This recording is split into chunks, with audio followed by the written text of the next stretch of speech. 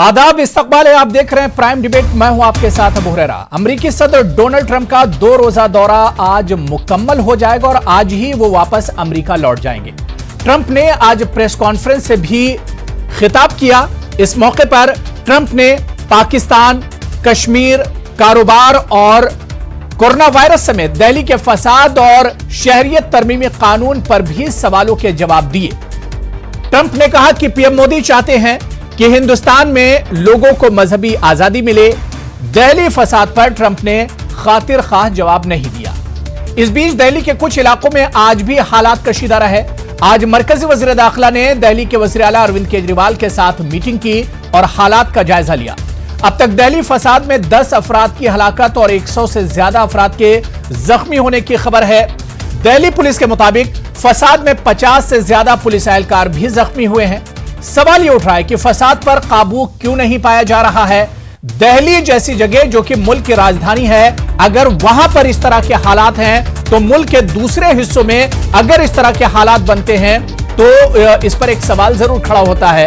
अमेरिकी सदर की मौजूदगी में इस तरह का फसाद क्या मुल्क का नाम बदनाम करने की ये एक तरह की साजिश है? तो दूसरी तरफ दिल्ली पुलिस का दावा है कि हालात पर काबू पाया गया है। फसाद में पुलिस कांस्टेबल समेत कुल 10 अफराद हलाक हुए हैं। कसूरवारों के खिलाफ को सख्त इंतबाह दिया है दिल्ली पुलिस ने और कहा कि शरपसंदों को बख्शा नहीं जाएगा। प्रेस कॉन्फ्रेंस बाकायदा दिल्ली पुलिस ने की और इंतजामिया ने कहा कि अफवाहों पर ध्यान न दें। इससे पहले दिल्ली के वजीर आला अरविंद केजरीवाल ने भी कहा था कि अफवाहों पर ध्यान न दें, आपसी भाईचारा जो है उसे बरकरार रखा जाए। तो उधर शुमाल मशरकी दिल्ली में 1 माह के लिए दफा 144 नाफिज है। मामले में 11 केस दर्ज हैं। दिल्ली के 4 इलाकों में कर्फ्यू की भी खबर मिल रही है, जिसमें जाफराबाद, मौजपुर, करावल नगर और बाबरपुर में बताया जा रहा है कि कर्फ्यू लगा दिया गया है। चप्पे चप्पे पर इंतजामिया की नजर है। लेकिन सवाल यह उठ रहा है कि अमेरिकी सदर दिल्ली में है और ऐसे में जिस तरह से दिल्ली में 2 रोज से फसाद बरपा है, इस पर भी एक तरह से सवाल उठ रहा है। आज पूरा दिन अमेरिकी सदर डोनाल्ड ट्रंप दिल्ली में रहे। आज उनके दौरे का आखिरी दिन है। अब से कुछ देर बाद वो अमेरिका के लिए वापस लौटेंगे। लेकिन अमेरिकी सदर के रहते हुए इस तरह का फसाद इंतजामात पर और इंतजामिया पर एक तरह से सवाल खड़ा होता है और सवाल यह भी खड़ा होता है कि कहीं यह मुल्क को बदनाम करने की साजिश तो नहीं है। डोनाल्ड ट्रंप ने आज बाकायदा प्रेस कॉन्फ्रेंस की थी। उनका क्या कुछ कहना था, उनसे शहरियत तरमीमी कानून और इसके अलावा दिल्ली फसाद पर भी सवाल किया गया।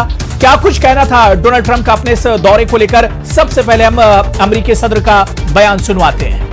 We did talk about religious freedom, and I will say that the Prime Minister was incredible on what he told me. He wants people to have religious freedom, and very strongly. And he said that in India they have worked very hard to have great and open religious freedom. And if you look back and look at what's going on relative to other places especially, but they have really worked hard on religious freedom. I asked that question in front of a very large group of people today, and he talked about it. We talked about it for a long time, and I really believe that's what he wants. As far as the individual attack, I heard about it, but I didn't discuss that with him. That's up to India. तो अमेरिकी सदर Donald Trump के दौरे का आज दूसरा और आखिरी दिन है और अब से कुछ देर बाद डोनाल्ड ट्रंप हिंदुस्तान से रवाना होंगे। लेकिन हिंदुस्तान से क्या कुछ तासुर लेकर जाएंगे? कल वज़ीर आज़म नरेंद्र मोदी की हिंदुस्तान की सरकार की खूब तारीफ हुई, लेकिन जिस तरह से जिस दिल्ली में डोनाल्ड ट्रंप ठहरे हुए हैं वहां पर जिस तरह के हालात हैं, ये एक तरह से सवाल जरूर उठाते हैं।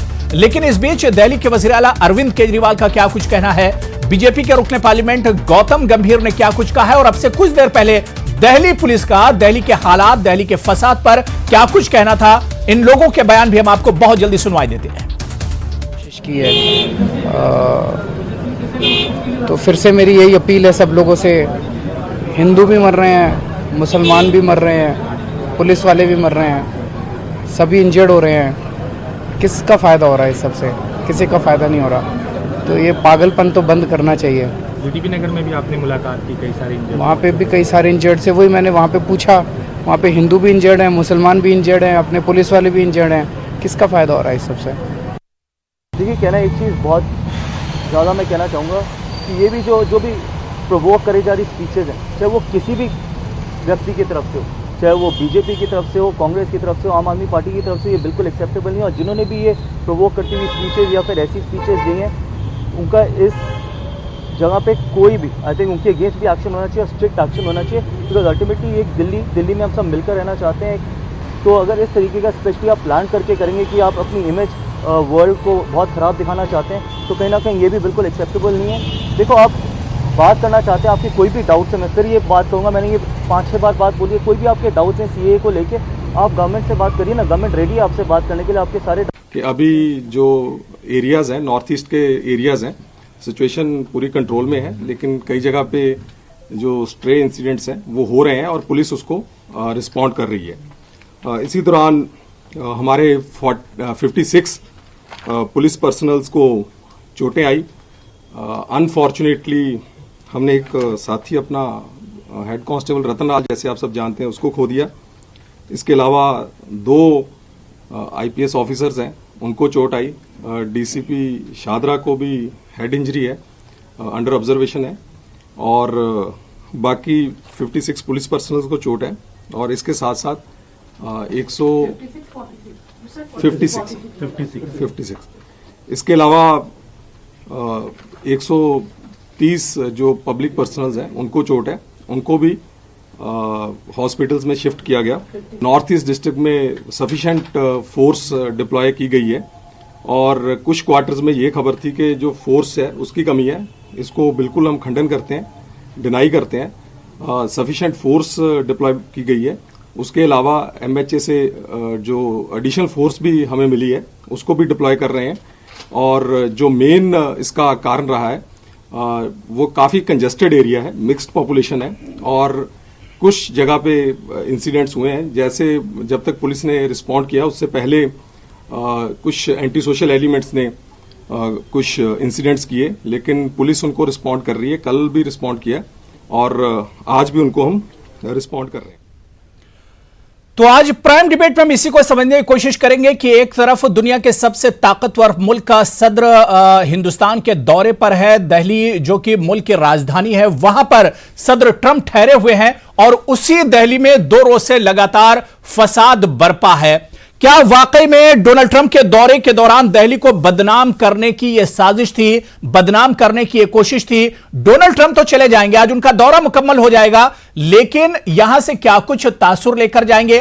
कल जब डोनाल्ड ट्रंप गुजरात के अहमदाबाद उतरे थे तो उन्होंने मुल्क के और वजीर आजम नरेंद्र मोदी की काफी तारीफ की थी, लेकिन जिस तरह से दिल्ली में लगातार फसाद हो रहा है और इस फसाद पर काबू नहीं पाया गया, आखिर डोनाल्ड ट्रंप यहां से क्या कुछ तासुर लेकर गए होंगे? दिल्ली के फसाद पर भी हम बात करेंगे।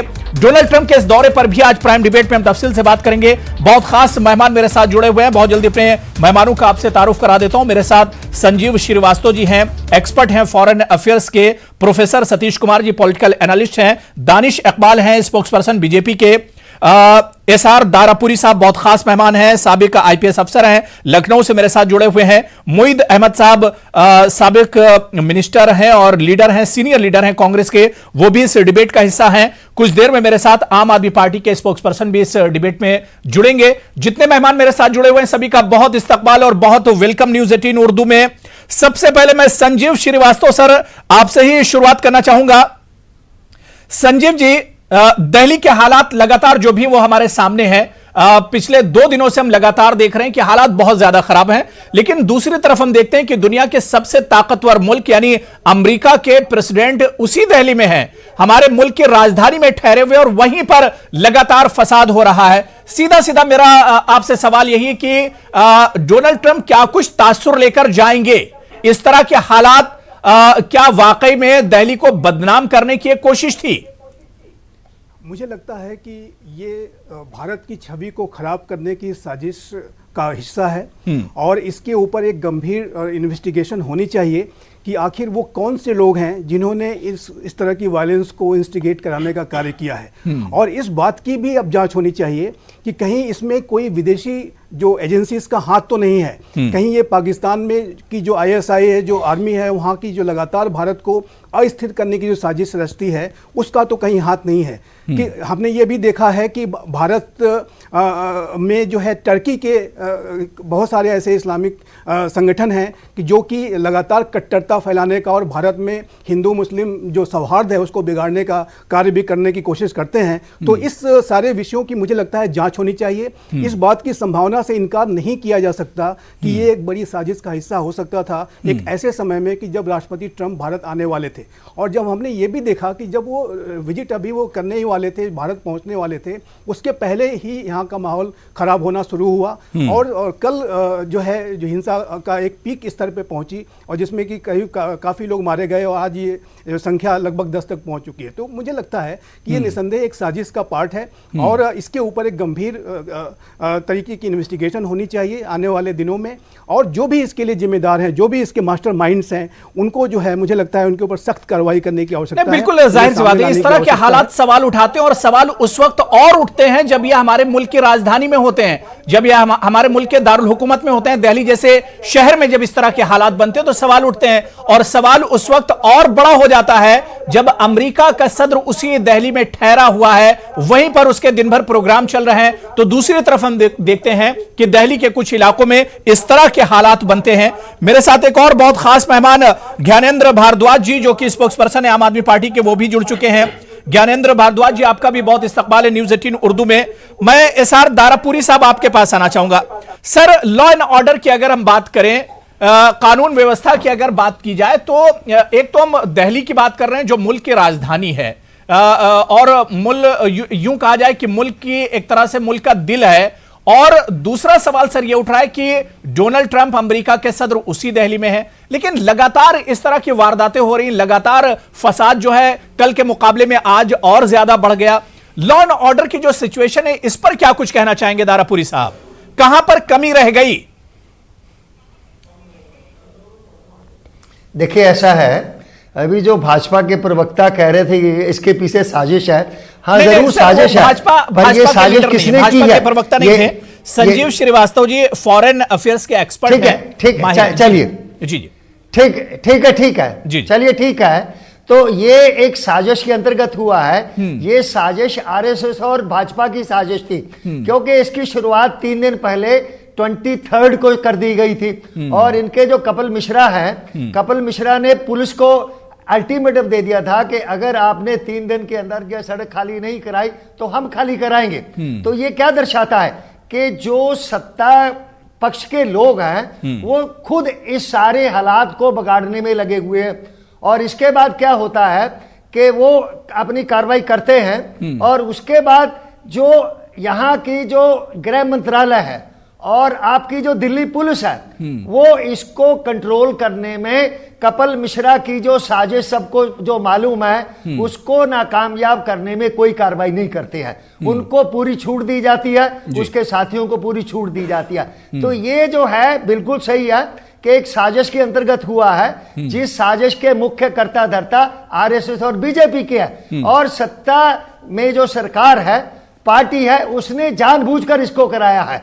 वरना 3 दिन का समय बहुत होता है। अगर शुरू में ही कार्रवाई कर दी होती, कपिल मिश्रा जो धमकियां दे रहे थे, जिससे स्पष्ट था कि वो हालात को बिगाड़ने वाले हैं, अगर सरकार ने, पुलिस ने उनके खिलाफ कार्रवाई की होती, तो मैं पूरे विश्वास के साथ कह सकता हूं आज दिल्ली में वो कुछ दिखाई नहीं देता जो आपको आज दिखाई दे रहा। तो ये एक साजिश के अंतर्गत किया गया है, और इससे लाभ किसको हो रहा है ये किसी से छुपा हुआ नहीं है। नहीं, देखिए सर, फायदे और नुकसान की बात तो बाद में है। सवाल यह उठ रहा है कि डोनाल्ड ट्रंप हैं वहां पर, मैं तो बिल्कुल सीधे सीधे कहूंगा कि पूरे मुल्क की इज्जत एक तरह से दांव पर लगी हुई थी।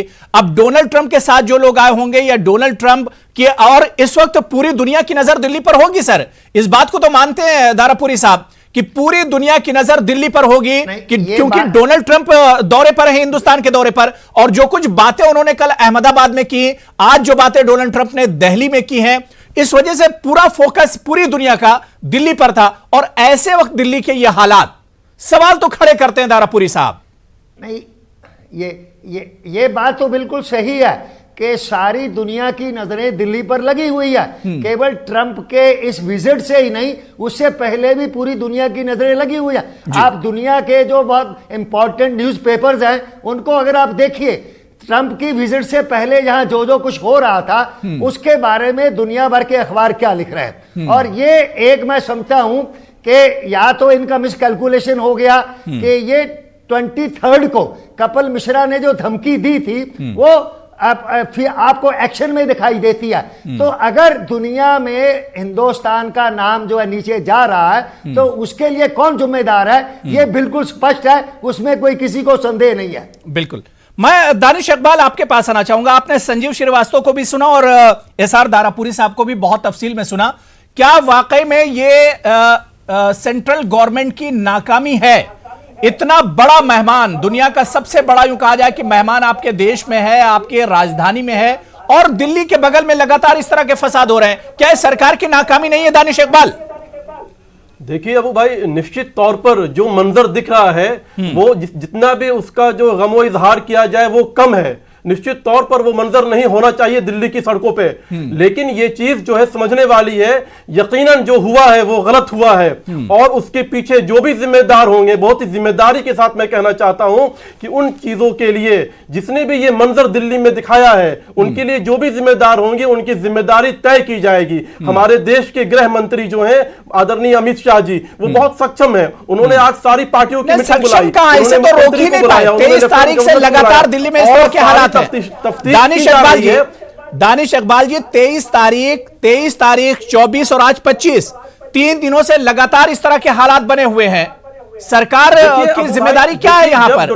दिल्ली की पुलिस बीजेपी सरकार के अंडर में आती है। भारत के प्रधानमंत्री वजीर आजम नरेंद्र मोदी के जो रिश्ते हैं और जो पूरे 2 दिन में उनका जो पूरा का पूरा विजिट रहा हिंदुस्तान के अंदर, उसके जो संदेश पूरे दुनिया में गए हैं। भारत को एक जो है जो पूरा डेलीगेशन आया था अमेरिका का, उसके साथ जो डायलॉग्स हुए हैं वो एक ग्लोबल फ्रेंडशिप के तहत हुए हैं, कोई बायलैटरल नहीं हुए हैं। तो ये जो एक ज्ञानेंद्र जी आ रहा हूं आपके पास में जो लोग उससे घबराए हैं, जो लोग पाकिस्तान में जिस प्रकार से डोनाल्ड ट्रंप ने साफ कहा कि पाकिस्तान हिंदुस्तान की धरती से डोनाल्ड ट्रंप ने कहा कि पाकिस्तान को अपने धरती पे आतंकवाद को समाप्त करना पड़ेगा। नहीं तो दिल्ली का जो फसाद है ये भी पाकिस्तान करा रहा है। जिसको भी दिल्ली में जो कुछ हो रहा है ये भी पाकिस्तान करा रहा है। दानिश इकबाल, डोनाल्ड ट्रंप ने दानिश इकबाल, दिल्ली में जो हो रहा है ये भी पाकिस्तान करा रहा है। जो लोग चाहते थे उसको तरजीह नहीं दी। दानिश इकबाल मेरे सवाल का जवाब दीजिए, इधर उधर की बात मत कीजिए। पाकिस्तान के दानिश इकबाल, दानिश मुझे सुन पा रहे हैं कि कैसे इस दानिश इकबाल मुझे सुन पा रहे हैं, उसको बदनाम किया जाए। दानिश इकबाल, मेरा छोटा सा सवाल है कि दिल्ली में 2-3 दिन से जो हालात हैं, क्या यह भी पाकिस्तान की साजिश है? नहीं, पाकिस्तान के परस्त जो लोग हिंदुस्तान में हैं, पाकिस्तान की जो सोच रखते हैं, जो लोग पाकिस्तान के साथ हमेशा दिखते हैं, तो उनकी यह साजिश हो सकती है। जिस प्रकार से जो पूरा विजिट पूरे देश में जो एक संकेत गया है, पूरे विश्व में जो एक संकेत गया है ग्लोबली फ्रेंडशिप का भारत और अमेरिका के साथ, वो जो है लोगों को खटक रहा है। और वैसे मानसिकता के लोगों ने जो ये साजिश कर करके जो है यहाँ पे इस तरह के मंजर को दिखाने का काम किया है। ठीक है, मैं ज्ञानेंद्र भारद्वाज जी आपके पास आऊंगा। ठीक है, बात हो गई, दानिश इकबाल बात हो गई। ज्ञानेंद्र भारद्वाज जी, दिल्ली चुनाव भी जब शुरू हुए थे तो उसमें भी पाकिस्तान का नाम आया था, और अब जो ये फसाद हो रहे हैं इस पर भी दानिश इकबाल ने सवाल खड़ा किया है कि जो पाकिस्तान परस्त हैं उन्हीं की मंशा पर ये फसाद हो रहा है।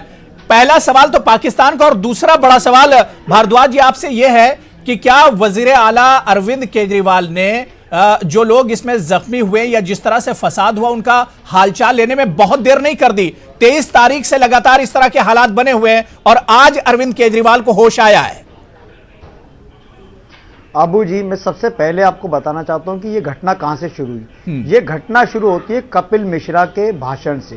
कपिल मिश्रा 3 दिन पहले जाफराबाद और भोजपुर में जाते हैं, कुछ लोगों के साथ जाते हैं, वहां खुलेआम दिल्ली पुलिस को धमकाने का काम करते हैं। दिल्ली पुलिस को कहते हैं कि अगर आपने रास्ते नहीं खुलवाए तो हम रोड पे आ जाएंगे, हम आएंगे, हिंसा करेंगे, जबरदस्ती लोगों को हटाएंगे, काटेंगे, मारेंगे। इस तरीके का भाषण बाकायदा उनका वीडियो के सोशल मीडिया पे चल रहा है। तो सबसे पहले दिल्ली पुलिस को कपिल मिश्रा पे कार्रवाई करनी चाहिए, हमारी ये डिमांड है, क्योंकि इस पूरी हिंसा के पीछे अगर कोई दोषी है तो उसका नाम कपिल मिश्रा है, और पूरी हिंसा के पीछे अगर कोई अकाउंटेबल है तो दिल्ली पुलिस है। आज दिल्ली की कानून व्यवस्था की धज्जियां उड़ चुकी हैं। पिछले 3 दिन से दिल्ली में उपद्रव हो रहा है, आग लग चुकी है दिल्ली में, लेकिन होम मिनिस्टर बिल्कुल पूरी तरह सोए हैं। दिल्ली पुलिस लाचार है। हो क्या रहा है दिल्ली में? आम आदमी पार्टी सरकार की क्या जिम्मेदारी बनती है?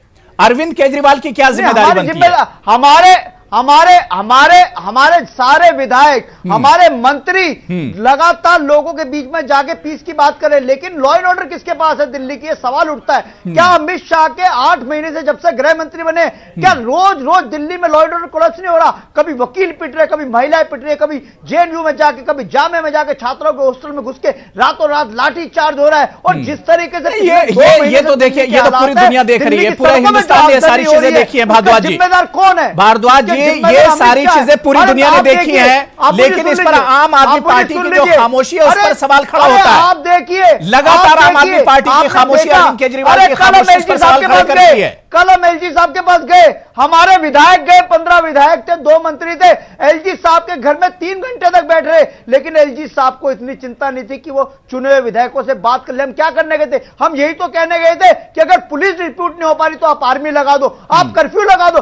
3 दिन तक दिल्ली पुलिस सोई रही, आज 3 दिन बाद कर्फ्यू लगाना पड़ रहा है, जब 12 लोगों को अपनी जान गंवानी पड़ी, एक पुलिस के जवान को अपनी शहादत देनी पड़ी। अरे दिल्ली पुलिस कर क्या रही थी? इतनी आगजनी होगी, इतना लोग असला लेके आ गए, खुलेआम लोग सड़कों पे फायर कर रहे हैं, पिस्टल लेके घूम रहे हैं, और दिल्ली पुलिस हंसाए। दिल्ली पुलिस को ऑर्डर नहीं था कि वो लाठीचार्ज करे, दिल्ली पुलिस को ऑर्डर लेकिन फायर शूट करे, लेकिन भारद्वाज जी, लाचार बनाया होता। नहीं, आम आदमी पार्टी के लिए तो बहुत अच्छी सिचुएशन है। चित भी उसको और पट भी, चित भी आपको और पट भी आपका। कोई सिचुएशन ना नहीं, यही सिचुएशन है। जब आपने हाथ खड़े कर दिए, जब आम आदमी पार्टी ने हाथ खड़े कर दिए, अरविंद केजरीवाल ने हाथ खड़े कर दिए। हम जीटीबी अस्पताल में होके आए हैं, आप चलो देखो वहां पे किस तरीके से लोग पड़े, किस तरीके से हिंसा हो रही है। अरे हम तो देख रहे 3 दिन से, हम क्या कर सकते हैं? हम लाचार है।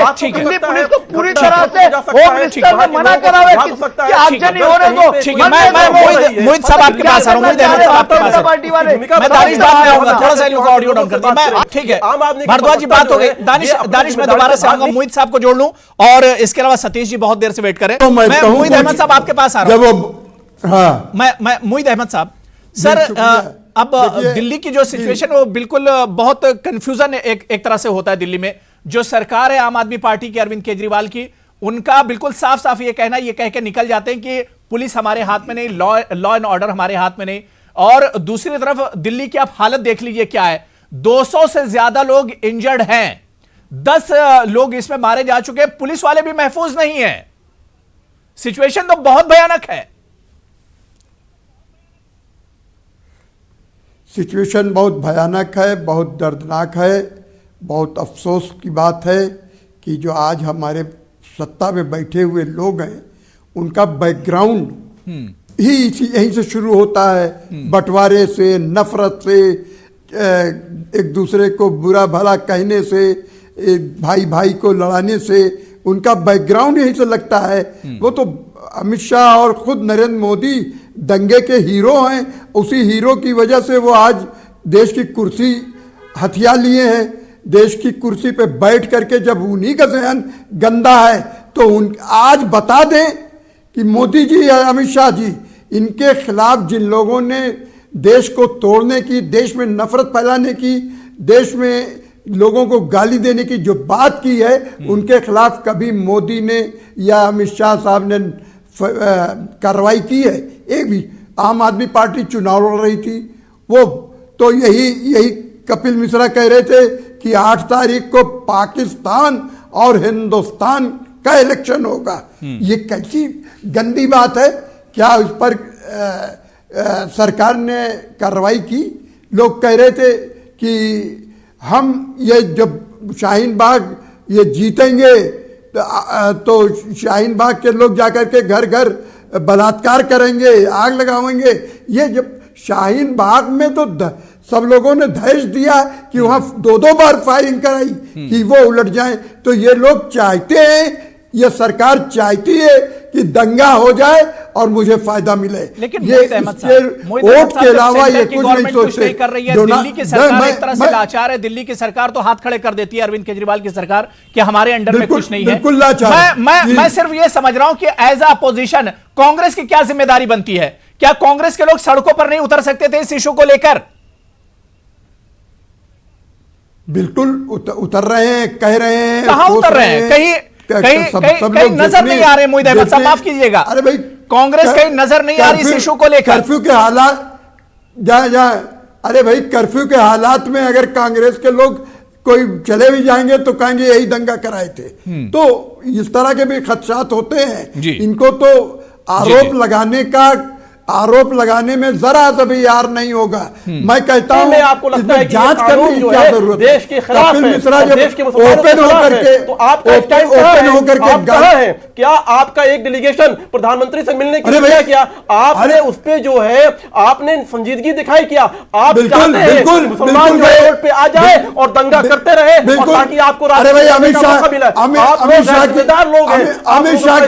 शाह की मीटिंग में कांग्रेस आपको क्या साथ बात होगी? अमित शाह की मीटिंग में कांग्रेस वाले भी होंगे, जहां बुलाया जाए वहां जाएंगे। इस वक्त तो आप लोग वो हालात को नॉर्मल करने के लिए सब लोगों को लगना चाहिए और कांग्रेस भी लगी है। ये सामने आना चाहिए आपके नेता। अरे दानिश साहब आप जरा सुनने की बात हो गई, बात हो गई। सतीश कुमार जी बहुत देर से वेट कर रहे हैं। मैं एक कमेंट सतीश कुमार जी से भी ले लेता हूं, ब्रेक पर जाना है मुझे। ठीक है, बात हो गई। मोहित साहब बात हो गई, दानिश बात हो गई। मैं दोबारा से आप लोग के पास आऊंगा। मैं प्रोफेसर सतीश कुमार जी, उनको चुप कराइए। सतीश कुमार जी नहीं, मैं दोनों लोगों से मैं रिक्वेस्ट कर रहा हूं। आप लोगों की बात हो गई, जानकारी नहीं। सतीश कुमार जी सबको बहुत आराम से सुन रहे हैं। सतीश कुमार जी को सुन लीजिए आप लोग, सुन लीजिए। सुन लीजिए, मैं प्रोफेसर सतीश कुमार जी मेरा सवाल ले लीजिए, सर कि जाफराबाद सतीश कुमार जी, मौजपुर में सतीश कुमार जी, सर मेरा सवाल ले लीजिए पहले। जहां पर सतीश कुमार जी मुस्लिम साइजेबल पॉपुलेशन में है, जहां पर भड़काया जा सकता है। सतीश कुमार जी मुझे सुन पा रहे हैं सर? बाकी जगहों पर यही दंगा हो रहा है। यही मोहित साहब की आवाज थोड़ा सा डाउन कर दीजिए, मुझे सतीश कुमार जी के पास जाना है। सतीश कुमार जी, भारत और अमेरिका, सतीश कुमार जी मुझे सुन पा रहे हैं? सतीश कुमार जी मुझे सुन पा रहे हैं आप? जी बिल्कुल सर, मेरा सवाल ले लीजिए, उसके बाद जवाब दे दीजिए। आपने बहुत देर इंतजार किया है, सारे लोगों को आपने सुना है। मैं सिर्फ इतना समझना चाह रहा हूं कि डोनाल्ड ट्रंप की दिल्ली में मौजूदगी और इस तरह के दिल्ली में हालात, इतने भयानक हालात, 200 से ज्यादा लोग एक तरह से जख्मी हुए, 10 लोगों की जान चली गई है। क्या यह महज इत्तेफाक है या फिर इसके पीछे कोई बड़ी साजिश आपको नजर आती है? नहीं, इत्तेफाक बिल्कुल नहीं है अबू भाई। जिन जगहों पर दंगे हुए हैं, जिन जगहों पर मारपीट हुई है, वो एक साजिश को इंगित करता है। अब याद होगा कि कल जब अहमदाबाद में हमारे प्रधानमंत्री ने अमेरिकी राष्ट्रपति को रिसीव किया, तो उन्होंने कहा कि आपको इस विविधता वाले देश में आपका स्वागत है। जब उन्होंने ये शब्द यूज किया विविधता, इसका मतलब है कि भारत में जितने भी लोग हैं वो एकजुट हैं। तो विविधता का मतलब विद्वेष नहीं होता है। और जिस तरीके से सीएए को लेकर यहां पर साजिश रची जा रही है, पिछले 90 दिनों से कहा जा रहा था कि ये गांधीयन मूवमेंट है, ये सत्याग्रह है, ये सत्याग्रह अचानक तमचों में और बंदूकों में कैसे तब्दील हो गया, कैसे लोगों के हाथों में ये तमचे दिखाई दिए। इसके पीछे निश्चित रूप से कोई एक बहुत बड़ा साजिश है। जो संजीव जी ने कहा वो इस बात का इत्तेफाक है कि कहीं ना कहीं पर विदेशी शक्तियां या देश के भीतर ऐसी शक्तियां जो विदेशियों के कहने पर काम कर रही हैं, देश को अशांत करने की कोशिश, और ऐसे मुकाम पर जब भारत और अमेरिका के बीच में महत्वपूर्ण रिश्तों को आयाम दिया जा रहा हो, उसे बदनाम करने की कोशिश और साजिश रची जा रही है। अबू जी, मैं एक बात और कहना चाहूंगा। जी। मैं ये कहना चाहूंगा कि सरकार के अंदर जो लोग बैठे हुए हैं या जो इस देश के हित में सोचने वाले जो भी लोग हैं, जो यहाँ के इनलाइटेंड सिटीजन हैं, वो कभी भी ये नहीं चाहेंगे कि इस तरह के मौके पे कि जब एक सबसे बड़े पावरफुल मुल्क का जो सबसे बड़ा मुखिया है वो आपके यहाँ विजिट कर रहा है और ऐसे में वो वायलेंस करें। तो मुझे नहीं लगता कि ये किसी ऐसे व्यक्ति के द्वारा जो साजिश की गई है कि जिसके ऊपर के कई लोग आरोप लगाने की कोशिश कर रहे हैं। मुझे लगता है कि सरकार के ऊपर जो आरोप लगाए जा रहे हैं या किसी पार्टी विशेष के ऊपर जो आरोप लगाए जा रहे हैं, उसको इस तरह से देखने की आवश्यकता नहीं है। वास्तविक रूप से अगर सच्चाई अगर देखें तो ये वो लोग हैं कि जो कि भारत के एक तरह से शत्रु हैं, भारत की छवि को दागदार करने की कोशिश कर रहे हैं। डोनाल्ड ट्रंप से वो चाहते थे किसी तरह से वो कि सीएए के ऊपर कोई किसी तरह की कंट्रोवर्सी खड़ी करके किसी तरह का बयान वगैरह दिलवा करके भारत की छवि को एक दागदार किया जाए। ज्ञानेंद्र भारद्वाज जी, क्योंकि आप उसे दिल्ली से आते हैं, जिस दिल्ली में शाहीन बाग का प्रोटेस्ट शुरू हुआ था और पूरे हिंदुस्तान में उस तरह के प्रोटेस्ट शुरू हुए और लगातार हम देख रहे हैं 2 महीने से ज्यादा का वक्त हो गया, अब पीसफुल तरीके से, पुरअमन तरीके से लगातार ये प्रोटेस्ट हो रहे थे। अचानक 2-3 दिन पहले हालात आखिर बिगड़ क्यों गए? इस तरह के वायलेंट क्यों हो गए हालात? अबू जी आवाज आ रही है आपको मेरी? जी बिल्कुल जी भारद्वाज जी। हाँ, मैं कह रहा था अबू जी, जो आपका सवाल है वही सवाल मेरा है कि पिछले 2 महीने से पीसफुल प्रोटेस्ट हो रहे थे। 3 दिन पहले क्या हुआ? मैं वही तो कह रहा हूं, 3 दिन पहले कपिल मिश्रा नाम का नेता भाजपा का पब्लिक के साथ वहां पे जाफराबाद और मौजपुर में जाता है, वहां भड़काऊ भाषण देता है, दिल्ली पुलिस को थ्रेट करता है, दिल्ली पुलिस को चेतावनी देता है कि अगर आपने नहीं करा तो हम सड़कों पे आ जाएंगे, मारकाट बचा देंगे, हम जबरदस्ती हटा देंगे।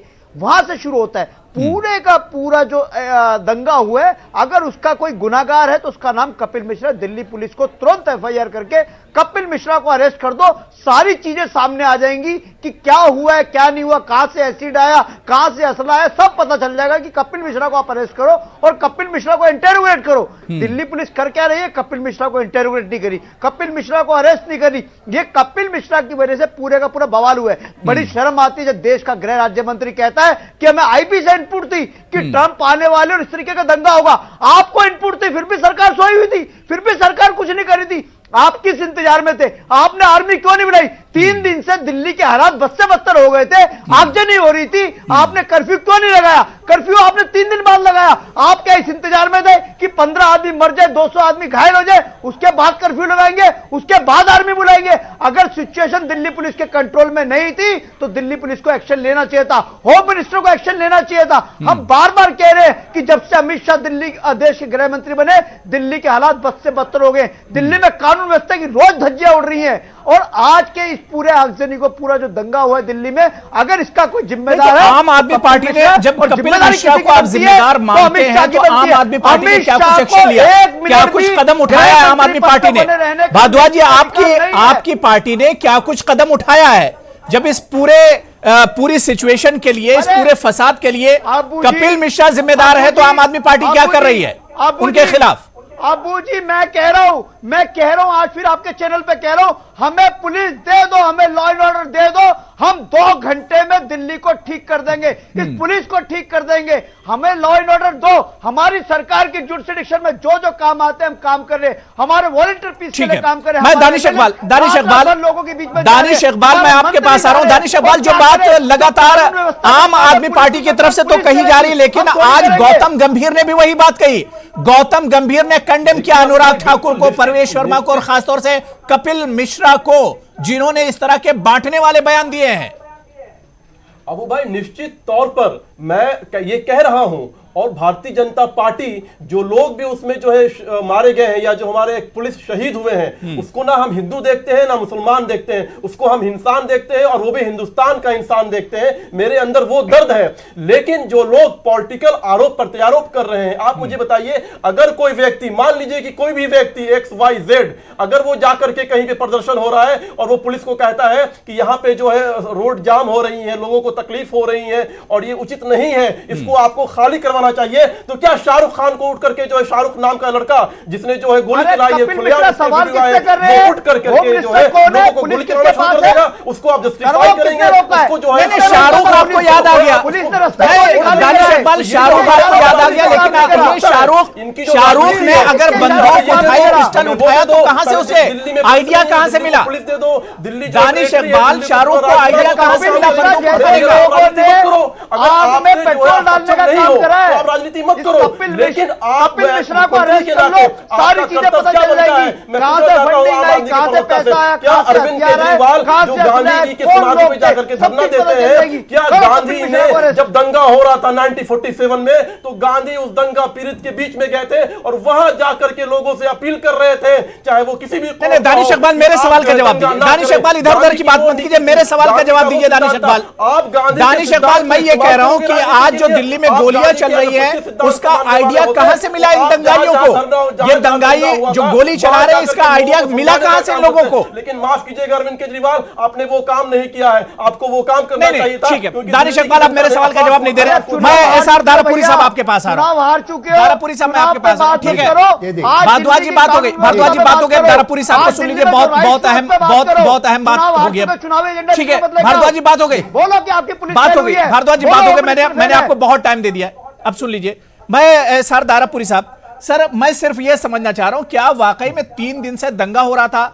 आज दिल्ली पुलिस कह रही है कि कुछ इलाकों में हम 144 लगा रहे हैं और इसके अलावा कुछ इलाकों में कर्फ्यू लगाया जा रहा है।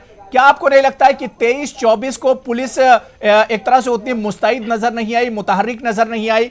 आज थोड़ा सा जब फसाद बहुत ज्यादा बढ़ गया तब पुलिस थोड़ा सा हरकत में आई। क्या इंतजामिया की तरफ से दिल्ली में देर नहीं हुई है? देखिए, जैसा मैंने कहा कि ये दंगा एक साजिश के अंतर्गत करवाया गया है आरएसएस और भाजपा की तरफ से, और सरकार की इसको पूरी शय थी। और अगर जैसा मैंने पहले कहा कि कहा जाता है कि बुराई को शुरू में ही दबा दीजिए, कपिल मिश्रा ने जब 23 तारीख को ये दिल्ली पुलिस को धमकी दी थी, मुझे तो इस बात को सुन के बड़ा ताज्जुब होता है कि एक सत्ताधारी पार्टी का हारा हुआ एमएलए दिल्ली पुलिस को धमकी देता है कि आप 3 दिन में खाली करवा दीजिए वरना हम करवा देंगे। ये क्या दर्शाता है कि दिल्ली में दिल्ली पुलिस की नहीं चल रही है, वहां सत्ताधारी पार्टी के नेताओं की सरकार चल रही है। और अगर मैं यह भी विश्वास दिला दूं आपको, अगर 23 तारीख को कपिल मिश्रा के खिलाफ कार्रवाई हो गई होती तो आज ये कुछ देखने को नहीं मिलता। वो कार्रवाई ना करने के लिए, ना कराने के लिए कौन जिम्मेदार है, इस बात की जांच होनी चाहिए। नहीं, लेकिन जो हालात जितने बिगड़े हैं दारापुरी साहब, क्या यहां पर अब जिम्मेदार किसे माना जाए? क्योंकि आप इंतजामिया में रहे, पुलिस में आप रहे, जिम्मेदार किसे माना जाए? क्या अब दिल्ली की पुलिस जो सरकार अरविंद केजरीवाल की आम आदमी पार्टी की सरकार है उसने तो हाथ खड़े कर दिए कि पुलिस हमारे पास नहीं है, तो अब यहां जिम्मेदार किसे माना जाए? नहीं, देखिए ऐसा है, जैसा हम जानते हैं कि दिल्ली में जो पुलिस है, ये पुलिस का मतलब जो लॉ एंड ऑर्डर की जिम्मेदारी केंद्रीय सरकार की है, गृह मंत्रालय की है, तो सबसे बड़ी जिम्मेदारी गृह मंत्रालय की बनती है, उसके बाद दिल्ली पुलिस की बनती है। और इसके हालात बिगड़ने के लिए एक बात मैं और बताना चाहता हूं कि दिल्ली पुलिस का जो रवैया है वो पक्षपातपूर्ण रहा है। हमने जितने वीडियोस देखे हैं उसमें दिल्ली पुलिस वाले उन दंगाइयों के साथ है जो कि हमलावर हो रहे हैं, और दिल्ली पुलिस वाले खुद पथराव कर रहे हैं और दंगाइयों को कह रहे हैं आप पथराव करिए। तो ये तो किसी पुलिस से ऐसी उम्मीद नहीं की जाती। अगर दिल्ली पुलिस का ये जो रवैया है ऐसा नहीं होता और दिल्ली पुलिस निष्पक्षता से कार्रवाई करती और समय रहते कार्रवाई कर दी गई होती तो आज जो करने की बात की जा रही है इसकी नौबत नहीं आती। 10-12 लोग नहीं मरते और 60-70 लोग जो है घायल नहीं होते। इसके लिए गृह मंत्रालय जिम्मेदार है, दिल्ली पुलिस जिम्मेदार है और दिल्ली पुलिस का रवैया जो है वो जिम्मेदार है। बिल्कुल, मैं मोहित अहमद साहब आपके पास आऊंगा। सर, जब इस तरह के फसाद होते हैं, इस तरह का वायलेंस होता है और उस पर जब सियासी पार्टियों के बयान आना शुरू होते हैं, मतलब सियासत जब उस पर होने लगती है तो हालात और ज्यादा खराब हो जाते हैं। फोकस फसाद पर ना होकर सियासत पर हो जाता है पूरा। आप मुझे कहने दीजिएगा और जरा उस चैनल पे बैठे हुए बीजेपी के जो रिप्रेजेंटेटिव हैं उनको कहिएगा सुनने की आदत डालें। ये हालात खराब हुए हैं। हमेशा पहले जो सत्ता पार्टी में होती उसकी जिम्मेदारी होती है। अब आप भाजपा सत्ता में है और जिम्मेदारी न तो केजरीवाल की होगी न कांग्रेस की होगी, पहली जिम्मेदारी वो है। और ये शुरू से भाजपा के लोग, चाहे वो ठाकुर रहे हों, चाहे ये कपिल मिश्रा रहे हों, चाहे वर्मा जी रहे हों, ये लोग भड़काऊ जिस तरह से नारे लगाते हैं और नारे लगा रहे थे सड़कों पे मारो उनको, गाली दे करके जब कह रहे हैं तो इसके माने कि आओ दंगा करो। इस दंगा को आमंत्रित करने का सारा आचरण इन लोगों का था, कपिल मिश्रा का था। आखिर आज तक 3 दिन हो गया, कपिल मिश्रा डिप्टी कमिश्नर के बगल खड़े होकर के कह रहे हैं कि मैं खुद खाली करा दूंगा, पुलिस को धमका दे रहे हैं। उसी वक्त उन ऐसे अफसर पर लानत है कि जो इस तरह से एक एमएलए जो हारा हुआ एमएलए है उसकी इस तरह से बात गैर कानूनी सुन रहे थे। जब गैर कानूनी बात सुन रहे थे तो उनके अंदर जरा सा भी रिएक्शन नहीं आया। ऐसा लग रहा था कि कपिल मिश्रा उनका बास हो और बास की बात वो खामोशी से सुन रहे थे। ये अब ये क्या ये दर्शाता है, ये क्या दिखाता है कि ये भाजपा के लोग इस तरह से बांटने वाली दंगाई होकर के बात करते हैं। जब दंगाइयों को उकसाएंगे, आखिर नारा लगा रहे थे, लोग उनके साथ जा रहे थे, पथराव कर रहे थे, और यही नहीं चेहरा छिपा करके पथराव करते हैं। पुलिस की मौजूदगी में पत्थर मार रहे हैं, पुलिस रोक भी नहीं रही है। तो इसके माने क्या है कि जो चेहरा छिपा करके मार रहे हैं और पुलिस वहां खड़ी है, तो इसके माने कि वो विरोधी पक्ष का आदमी तो नहीं होगा, कोई सिविलियन तो नहीं होगा, वो निश्चित रूप से पुलिस के रवैये पर तो सवाल उठ रहा है, क्योंकि नेता होगा 3 दिन तक काबू में नहीं आया। ऐसे में इंतजामिया पर तो सवाल उठता है। मोहित साहब, इंतजामिया पर तो सवाल उठता है, लेकिन इंतजामिया किसके अंडर आती है, इंतजामिया किसके मातहत आती है, उस पर भी एक तरह से सवाल उठता है। मैं प्रोफेसर सतीश कुमार जी आपके पास आना चाहूंगा सर, क्योंकि आप दिल्ली से ही आते हैं। शाहीन बाग का धरना लगातार दिल्ली में चल रहा है। सतीश कुमार जी, मैं सिर्फ यह समझना चाह रहा हूं, ब्रेक से पहले भी मैंने किसी से सवाल किया था, ब्रेक के बाद ज्ञानेंद्र भारद्वाज जी से मैंने सवाल किया था कि पिछले 2 महीने में पीसफुल तरीके से तमाम एहतजाज, प्रोटेस्ट और धरना चल रहा था। आखिर 3 दिनों में क्या वाकई में सतीश जी आपको लगता है कि कपिल मिश्रा का जो बयान था, जिस तरह से कपिल मिश्रा जाफराबाद में निकल कर आए, जिस तरह से उन्होंने धमकी दी पुलिस के सामने, क्या उनका जो बयान है वही एक तरह से इस फसाद का जड़ बना? अब अबू भाई, जिस तरीके से नैरेटिव रचा जा रहा है नागरिकता कानून के विरोध में, हम ये बात से इनकार नहीं करते कि किसी व्यक्ति विशेष ने अगर इस तरह की बातें कही हो, चाहे वो किसी भी पार्टी का हो, और उसके कारण से अगर दंगा भड़कने में, अगर आग में घी का काम किया हो, तो उस पर निश्चित रूप से कार्रवाई होनी चाहिए। लेकिन मैं यहां पर यह कहना चाह रहा हूं कि जिन क्षेत्रों में दंगे हुए हैं, वो संकीर्ण गलियों में, जहां पर जाफराबाद और मौजपुर और बाकी जो इलाके हैं, वो अत्यंत खतरनाक इलाके हैं, जहां से लोगों को भागने का मौका नहीं है। तो इसमें कहीं ना कहीं पर एक बड़े षड्यंत्र और साजिश की बात देखी जा सकती है कि जो एंटी सीए के बारे में जो राजनीतिक दल, जो सबसे गंभीर बात यह है कि जो राजनीतिक दल इसका विरोध कर रहे हैं और जो स्कूल के बच्चों को रोड पर सामने लाने की कोशिश कर रहे हैं, वो सामने तो नहीं आ रहे हैं, पर्दे के पीछे काम कर रहे हैं, जिसमें वो तमाम विपक्षी पार्टियां शामिल हैं। तो ये नैरेटिव जिस तरीके से 90 दिनों से चलाई जा रही थी, क्या सर आपको नहीं लगता है कि सरकार को जिस तरह से इस इशू पर निकल कर आना चाहिए था? 2 महीने बहुत लंबा, एक ड्यूरेशन बहुत ज्यादा हो गया, 2 महीने से ज्यादा तो बड़ी सालिनता के साथ, सरकार ने बड़ी सालिनता के साथ करनी चाहिए थी। नहीं, उन्होंने स्वीकार किया कि आप इसका विरोध राजनीतिक रूप से आप इसका विरोध कर रहे हैं, जरूर बयान देते हैं, लेकिन क्या इन लोगों के पास जाकर या इन्हें बुलाकर बातचीत नहीं हो सकती थी इस इशू पर? जिस तरीके से प्रधानमंत्री ने कई बार कहा कि ये किसी धर्म विरोध के में है ही नहीं, लोगों को समझाने की कोशिश की गई और बाकी तमाम जगहों से ये बातें रखी गई, लेकिन लोगों ने जानबूझकर इसे एक बम बनाकर, साजिश बनाकर, षड्यंत्र बनाकर उन गुमराह लोगों को, वैसे लोगों को, छोटे छोटे बच्चे, स्कूल के बच्चे हैं, वो सड़कों पर आ रहे हैं, उनको इससे क्या लेना देना है? ये इस बात की ताकीद करता है अबू भाई, दिल्ली तक नहीं है, ये जानबूझकर, दिल्ली तक नहीं, मामला तो पूरे हिंदुस्तान में फैला हुआ है। आप कौन सा ऐसा शहर है बताइए जहां पर प्रोटेस्ट नहीं हो रहे हैं? ऐसे तबकों के बीच में जानबूझकर फैलाया जा रहा है जहां पर उनकी बात, उनकी दाल गलती हो।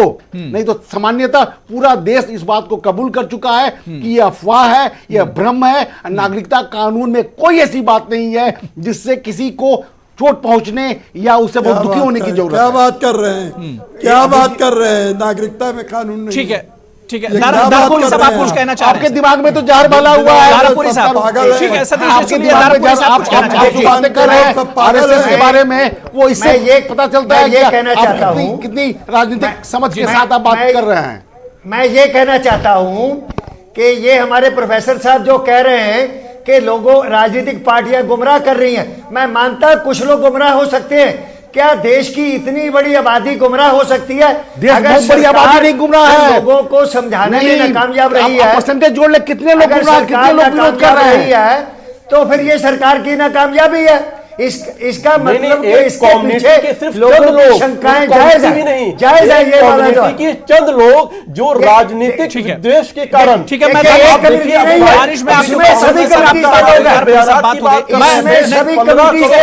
संजीव श्रीवास्तव बहुत देर से वेट कर रहे हैं। संजीव श्रीवास्तव सर बात हो गई, बारिश में आ रहा हूँ, बारिश में आ रहा हूँ आपके पास, ठीक है बात हो गई।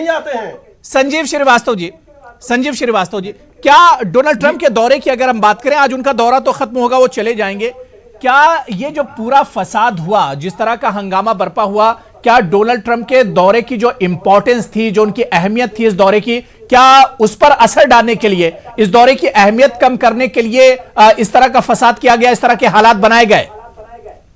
जी, मुझे लगता है कि ये साजिश का हिस्सा था, और ये जिस सुनियोजित तरीके से डोनाल्ड ट्रंप के दौरे के पहले ये हिंसा की घटनाएं शुरू हुई और उनके दौरे के दरमियान ये अपने पीक पे पहुंच गया, जिसमें करीब 7 लोग मारे गए, आज भी कुछ लोगों की और लेकिन ये हालात तो कपिल मिश्रा के बयान के बाद ही बने। तो कपिल मिश्रा के बाहर आने से पहले तक तो हालात ठीक थे। डोनाल्ड ट्रंप की जो भारत की इतनी अहम विजिट होने वाली थी, इसको प्रभावित करने का हिस्सा था। और मैं एक बात और भी कहना चाहता हूं कि इस पूरी साजिश की इन्वेस्टिगेशन होनी चाहिए, और जो कोई भी इसके लिए जिम्मेदार हो, चाहे वो किसी भी दल का हो, कोई भी नागरिक हो, उसके ऊपर कार्रवाई होनी चाहिए। मैं पूरा मानता हूं, इस बात को पूरी तरीके से मैं कहता हूं कि जो भी इसके लिए जिम्मेदार है उसके ऊपर एक सख्त कार्रवाई होनी चाहिए, क्योंकि ये जो जिस समय ऐसा किया गया, ये राष्ट्र विरोधी कार्य है। और ये डोनाल्ड ट्रंप की जो विजिट इस समय चल रही थी, उस समय ये हिंसा करा करके पूरे राष्ट्र की छवि के ऊपर एक जो है धब्बा लगाना, एक दाग लगाने का कार्य किया गया। तो मुझे लगता है कि इसके ऊपर एक गंभीर मंत्रणा होनी चाहिए, गंभीर इन्वेस्टिगेशन। बिल्कुल, मैं दानिश इकबाल जो बात संजीव कर रहे हैं यहां पर, दानिश इकबाल, क्या जिस वक्त कपिल मिश्रा ने बयान दिया था उस टाइमिंग को आप देखिए कि डोनाल्ड ट्रंप हिंदुस्तान आने वाले हैं, पूरे मुल्क में इस तरह के प्रोटेस्ट हो रहे हैं, और उस वक्त कपिल मिश्रा का जो बयान, क्या पार्टी की तरफ से उन पर सख्त कार्रवाई नहीं की जा सकती थी? उनके बयान को लेकर क्या पार्टी की तरफ से कोई बयान जारी नहीं किया जा सकता था? पार्टी की तरफ से कोई एक्शन नहीं हो सकता था? अभी तक बीजेपी की तरफ से कोई एक्शन नहीं लिया गया है उनके बयान पर। देखिए अबू भाई, अगर आप बयान की बात करेंगे, अगर आपको ऐसा लगता है कि बयानात के बाद जो है ये मंजर हम देख रहे हैं आज दिल्ली का, तो सबसे खतरनाक बयान जो है वो 15 करोड़ वर्सेस 100 करोड़ का बयान था। अगर बयानात नहीं, उस पर तो कम से कम माफी मांग ली, बयानात दिए गए हैं, उस पर तो माफी मांग ली, भी जो है जिसने बयान दिया था उसने माफी मांग ली, के लिए शर्मिंदगी का सबब बन जाता है। दानिश इकबाल, जिसने बयान दिया था उसने माफी मांग ली। नहीं, माफी मांगने से उन्होंने अपना बयान भी वापस ले लिया वारिस पठान ने। अबू भाई, जिस सेंटिमेंट को आप उभारने का काम कर रहे थे, जिस सेंटिमेंट को आप संदेश देने का काम कर रहे थे, वो काम तो आपने कर दिया। अगर ऐसा ही आप मानते हैं कि बयानात के बाद ये मंजर आया है, तो फिर वो तो काम कर गया यहां पे। लेकिन जहां तक कपिल मिश्रा के बयान की बात है, मैं आपको बहुत ही जिम्मेदारी के साथ कह सकता हूं कि दिल्ली में जो लगातार गोलियां चल रही हैं और चुनाव के वक्त गोलियों की जो बात चल रही है, क्या उसका असर नहीं है? ये चाहे वो जिस तरह से गोलियां चल रही दिल्ली में और चुनाव में लगातार जिस तरह की बयानबाजियां हुई गोली को लेकर, क्या उसका असर ये दानिश इकबाल नहीं है? अनुराग ठाकुर का जिस तरह से मुतनाजा बयान आता है, प्रवेश वर्मा का जिस तरह से बयान आता है, कपिल मिश्रा के लगातार बयान आते हैं, क्या उसका असर अब नहीं दिख रहा है? नहीं, देखिए अब अबू भाई, ये जो पूरी जो नैरेटिव है, पूरा का पूरा सीएए के खिलाफ जो प्रदर्शन चल रहा है, उसको आपको समझना पड़ेगा। आखिर जब सरकार ने बहुत अच्छे तरीके से जो है पूरे प्रदर्शन को हैंडल किया, और जो लोकतंत्र में एक सरकार का जो कार्य होता है, वो सरकार ने कार्य करने का काम किया। सरकार ने अगर चाहती तो वो लाठी चार्ज करवा सकती थी पुलिस के माध्यम से, लेकिन वहां बच्चे औरतें हैं। तो अब ये दिल्ली में हो क्या रहा है? और उस संविधान दिल्ली में अब हो क्या रहा है? 3 दिन तक कंट्रोल नहीं ले पाया गया है। मैं दारापुरी साहब एक लास्ट कमेंट सर आपसे लेना चाहूंगा। दारापुरी साहब जो है, पुलिस जो है, दारापुरी साहब, नहीं ठीक है दानिश बात हो गई। आप एक तो सवाल का जवाब नहीं दे रहे हैं, लाइन से भटक जा रहे हैं। मैं दारापुरी साहब आपके पास आ रहा हूं। सर, इन हालात पर आखिर काबू कैसे पाया जाएगा? आज दिल्ली पुलिस ने दावा किया है कि हालात बेहतर हैं, कशीदा जरूर हैं, लेकिन उस पर एक तरह से काबू पाया गया है। क्या आपको लगता है कि हालात बेहतर होंगे? देखिए ऐसा है, सबसे पहले तो इस हालात को पैदा करने वाला जो व्यक्ति है उसके खिलाफ तुरंत कार्रवाई होनी चाहिए थी, जो कि नहीं हुई। और दूसरा जो दिल्ली पुलिस का रवैया है, पक्षपात पूर्ण वाला जो रवैया है, उसकी भी जांच होनी चाहिए। क्योंकि अगर आप पुलिस निष्पक्ष नहीं है तो फिर आप वहां पर स्थिति पर नियंत्रण करना मुश्किल होता है। इस मामले में दिल्ली पुलिस का रवैया बिल्कुल पक्षपात पूर्ण जो है वो दिखाई दिया है, और दिल्ली पुलिस ने जानबूझकर कपिल मिश्रा के खिलाफ कार्रवाई नहीं की।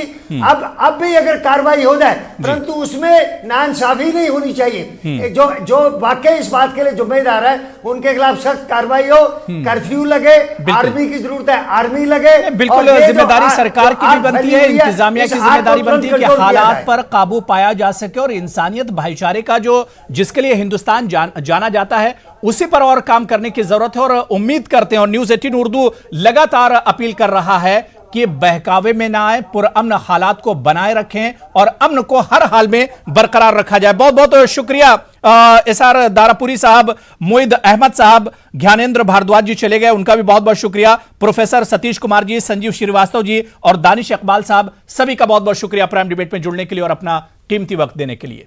आदाब।